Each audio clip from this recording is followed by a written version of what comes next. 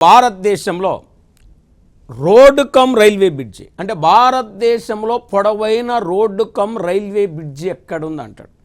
మరి భారతదేశంలో పొడవైన రోడ్డు కమ్ రైల్వే బ్రిడ్జి ఎక్కడుందంటే అస్సాం రాష్ట్రంలో వాస్తవానికి బ్రహ్మపుత్ర నది మీద ఈ railway bridge road cum railway bridge దీనిని నిర్మించడం జరిగింది. దీన్ని 2018 డిసెంబర్ 25న దీనికి ప్రారంభోత్సవం చేయటం జరిగింది. అంటే 2018 డిసెంబర్ 25న ప్రారంభోత్సవం జరిగింది. భారతదేశంలోనే అతి పొడవైన రోడ్డు కమ్ రైల్వే బ్రిడ్జి అంటాం. మరి ఇది ఎక్కడుంది అంటే అస్సాంలోని బ్రహ్మపుత్ర నది మీద నిర్మించడం జరిగింది.